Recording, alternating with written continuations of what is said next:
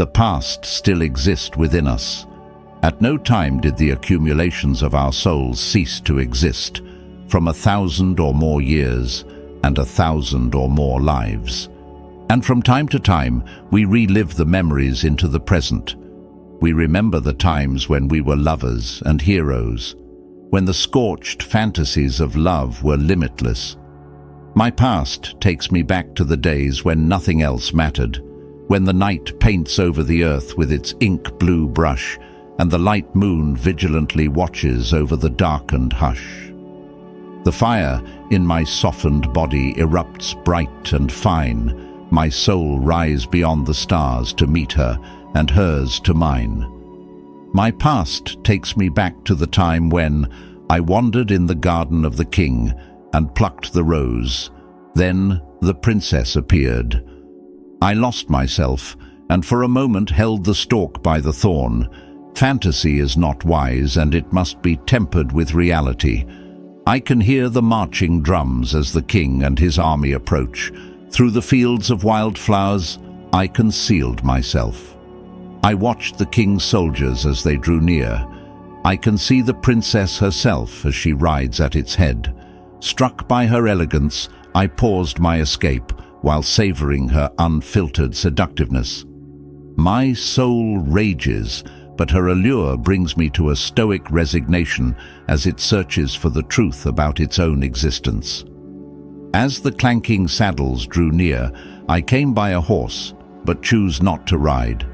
I drew my breath and stretched my desire towards her. I submit myself to Fortuna, the goddess of chance and faith. My body trembles, but her beauty brings me to an unshaken state. As my mind fumbles to align itself in chorus with life's perfection, my spirit soars like a fearless bird, and my body left to be sacrificed in her untamed fire. Like a hungry bee preoccupied by its feast of nectar, let me be trapped to my demise within the folds of this flower. It is hard not to shed a tear for an existence that was for the most part marinated in pain, yet it fills me with so much joy and satisfaction, feeling nostalgic over a place that I have been in real life, like a dream in which I found exactly what describes love and life.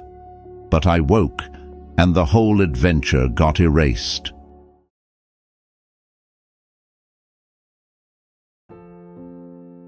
The seared memories.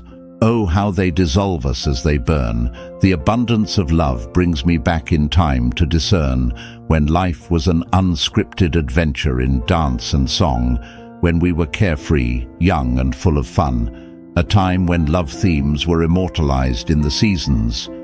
Being loyal and trying to be heroes didn't help, you'll say. A time of warm, cozy, wintry months and colorful fall days. Ice cream on summer Sunday still pass memory's way.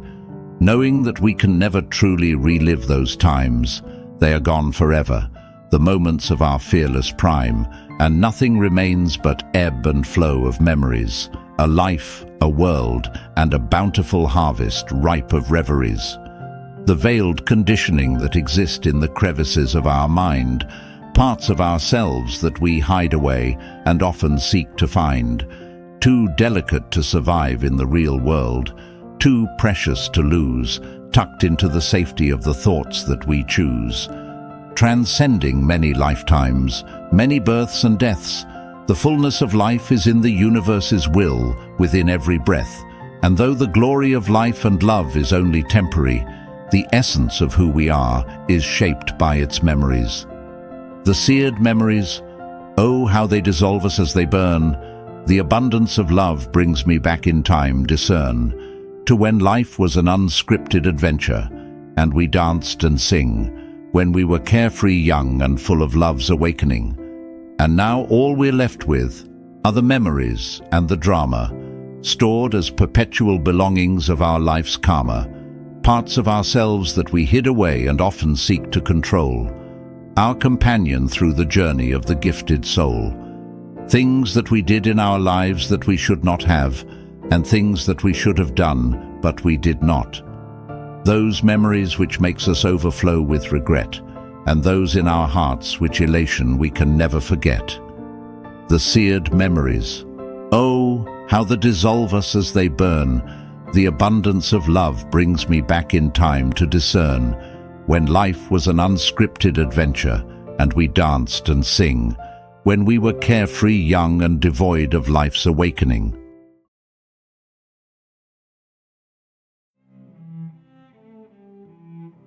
We don't choose love, it chooses us.